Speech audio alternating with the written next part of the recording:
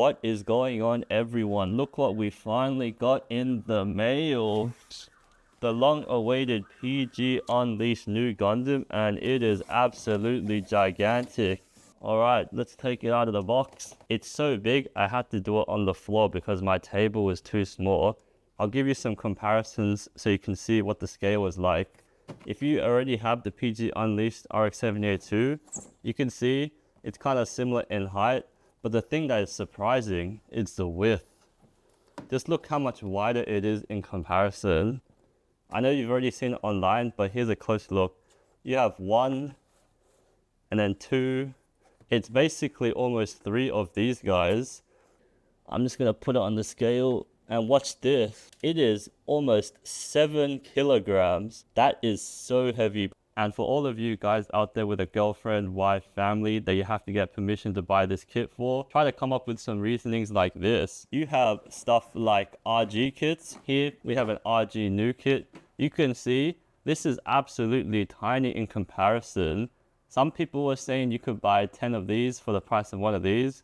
Well, if you consider the size and the weight, it's kind of similar if you think about it. Even compared to something like the MGEX Strike Freedom Gundam, which is beautiful, all gold plated, you just compare the box and it's so small in comparison. You guys can go to the hobby shop and just tell, when you see the PG Unleashed Nu box, there's literally nothing the size of this that's a Gunpla. So yeah, I hope you guys can understand why this kit is so expensive compared to some of Bandai's other models.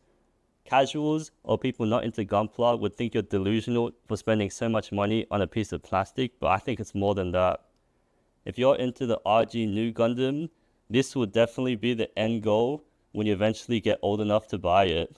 Because remember, from my statistics, the majority of the audience willing to buy this kit are already 30 plus. So they have worked many years and they've saved up the money. Bandai knows exactly who they're marketing to.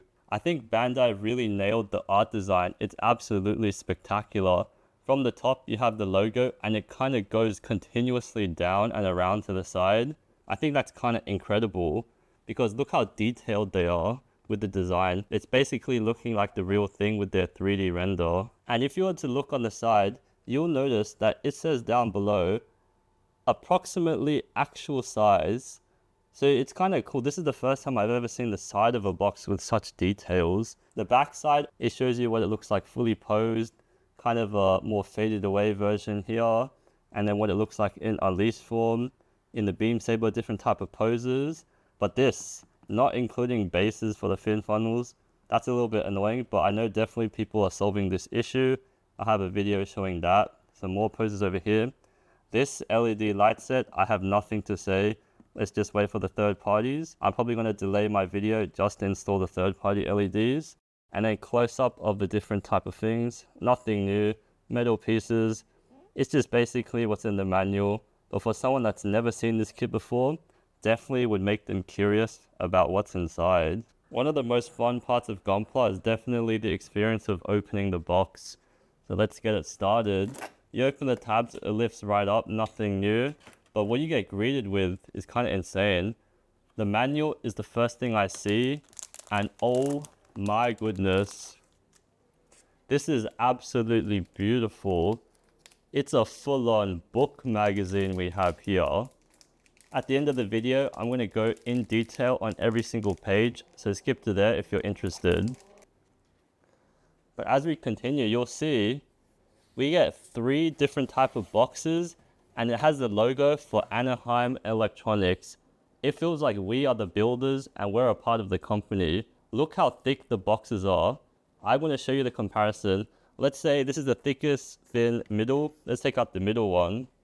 If you just compare one of the boxes, the middle size box, to the PG Unleashed RX-78-2, it's almost the same size. So you can see price wise, it kind of makes sense how Bandai charged it.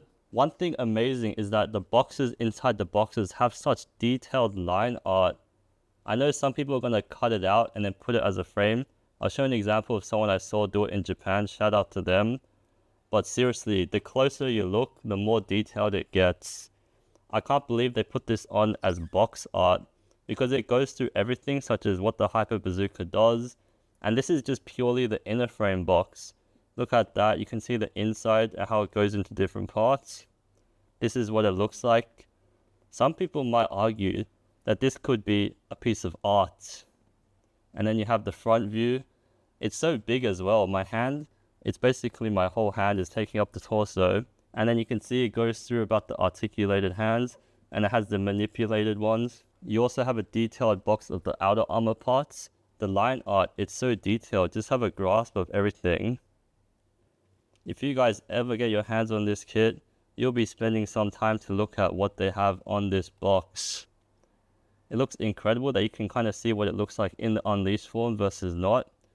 And then over here, this is the base. Again, controversial topic, but we don't talk about that. These are all the base parts.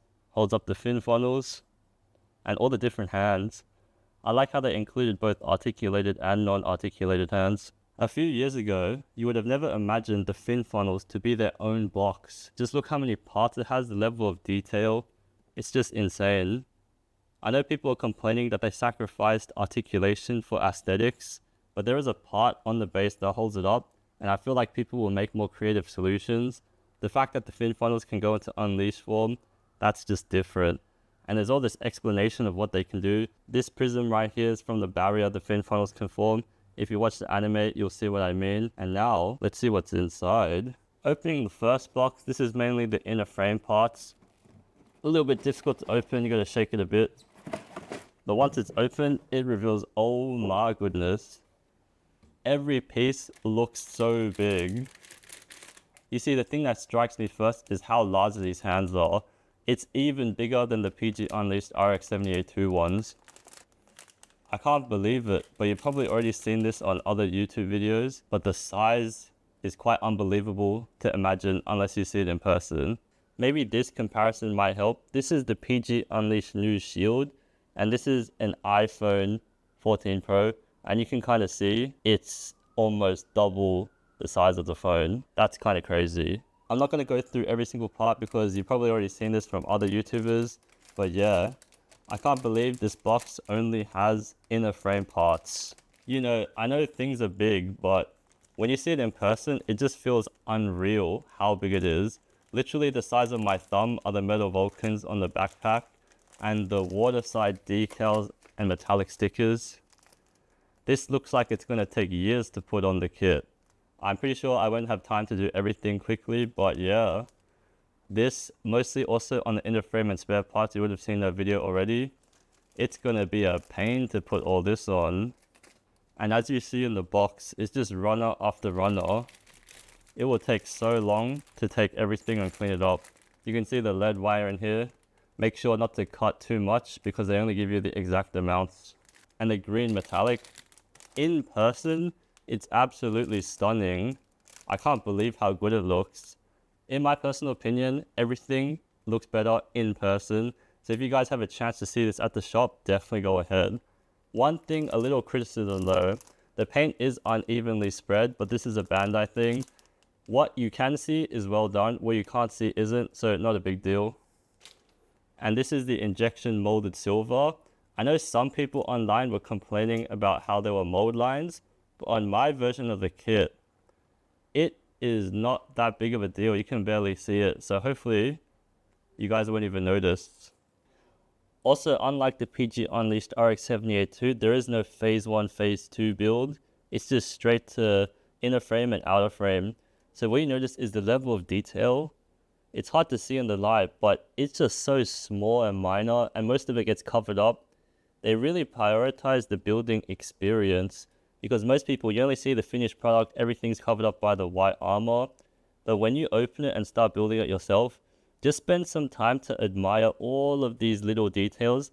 And the hardcore painters, they're definitely going to paint every single pipe, and every single part that looks metallic is going to be shiny. Even the inside has all this detail most people would just miss. Okay, next, outer frame armor parts. Once again, it is just mind-blowing the size of the stuff. Wow. This beam saber gotta be 30 centimeters long. Again, most of you guys have probably already seen this, so there's not too much for me to discuss in detail. I still can't believe how big the shield is. It's basically the size of my arm. And I will mention, not every part of the box is unique. This one has parts that overlap with the inner frame and vice versa. So yeah, you can see the articulated hands are in here. So big. I won't say too much about this, but you have the unicorn base parts as well. I'm definitely personally going to replace it with a base if someone makes one. So let me know who's made a custom base and sold it to the public. And just to remind everyone, every single outer armor part has detail on the inside. Once again, most of the time it will just get covered up. Most people won't even realize, but really take your time to appreciate. There was a YouTuber called Joe's Gunpla Garage. He spent 24 hours panel lining, and I bet he went into every single one of these cracks and did the panel lining, because for hardcore builders, that's part of the process. And like the MGEX Strike Freedom Gundam, these metallic parts come in different shades. You will not be disappointed even if you spent a lot of money on this. And you know, you had your figure for Amuro Ray, the pilot, and then the female over here, who was his love interest in the movie. And you have here the giant unicorn base, which can be kind of controversial. So let's move on. And finally, we have the fin funnel box, the smallest box by far, but still has so many parts involved. 6 fin funnels, around 100 something pieces each. This is gonna take a lot of work. One thing I noticed though, this clear one right here, this looks like a mini part separator. That's kind of nice if they included that. And then you have the parts that support the fin funnels on the base. I didn't expect it to be so big, but damn. And you just notice parts on parts on parts. Even the inner frame has so much detail. I know people often mention that we have fin funnel hell building a 6 times over, but I personally have no problem, because seriously, did you ever expect Bandai to go all out like this? On an inner frame, you have this level of detail that gets covered up by the white parts. I think Bandai has taken it to the next level. I just can't wait to see what the next PG Unleashed will be. Potentially the Sazabi. And it just goes on and on and on. There's so many parts. It's gonna take me weeks to make this all. Let me bring over the RG kit to compare. See here, I have my own RG Nu Gundam, and look at the fin funnel. In the pose where I have it like now, the fin funnel half is basically the same height as the RG kit. That just gives you the scale of what we're dealing with. It's actually insane to think about. This is definitely going to take me a while to make. I'm definitely going to get the third-party LED light sets, potentially even a new base. If someone comes out with that, I'll review those. So definitely stay tuned. Hope you guys enjoyed the video. Feel free to give it a like. Make sure to comment down below if you have any questions. I'm going to answer them all. Subscribe if you want to see more, and stay tuned. I'll see you guys later. Peace.